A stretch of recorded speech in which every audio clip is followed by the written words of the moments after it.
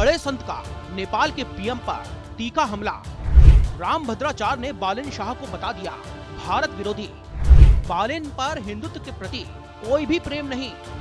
क्या बिगड़ने वाले हैं भारत नेपाल संबंध। भारत के प्रसिद्ध संत और जगत गुरु श्री रामभद्राचार्य महाराज ने नेपाल के प्रधानमंत्री बालेन शाह पर सीधा हमला बोल दिया है। उन्होंने बालेन शाह की मानसिकता को भारत विरोधी बताया है और कहा है कि उनमें हिंदुत्व के प्रति कोई भी प्रेम या फिर लगाव नजर नहीं आता है। जनकपुर धाम में जानकी मंदिर में पूजा अर्चना के बाद मीडिया से बातचीत करते हुए रामभद्राचार्य जी का यह बयान काफी सुर्खियां बटोर रहा है। जगत गुरु रामभद्राचार्य नेपाल के जनकपुर धाम पहुंचे थे, जहां पर उन्होंने जानकी मंदिर में पूजा की।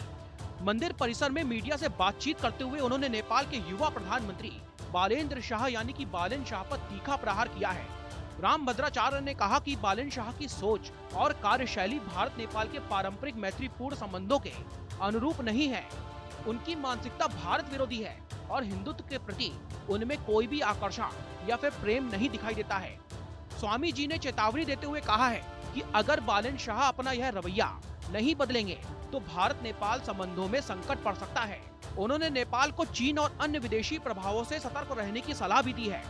रामभद्राचार्य ने नेपाल में हिंदू राष्ट्र की भावना कमजोर होने, धर्मांतरण और भारत विरोधी फैसलों पर भी चिंता जताई है। उन्होंने कहा कि नेपाल भारत का समधियाना है और दोनों देशों को मिलकर के एक बड़ी शक्ति बनना चाहिए। यह बयान ऐसे समय में आया है जब नेपाल की राजनीति में नई सरकार और सीमा मुद्दों को लेकर के पहले से ही चर्चाएं चल रही हैं। रामभद्राचार्य का यह तीखा बयान दोनों देशों के हिंदू समाज में बहस छेड़ने वाला साबित हो रहा है। तो ये थे जगत गुरु रामभद्राचार्य जी के नेपाल के प्रधानमंत्री बालेन शाह पर दिए हुए तीखे बयान। उन्होंने साफ कह दिया कि भारत विरोधी मानसिकता छोड़िए और हिंदू मूल्यों की तरफ आकर्षित होइए। क्या नेपाल की नई सरकार इस चेतावनी पर ध्यान देगी या फिर संबंधों में और तनाव बढ़ जाएगा? इस मुद्दे पर आपकी क्या राय है? कमेंट में जरूर बताइएगा।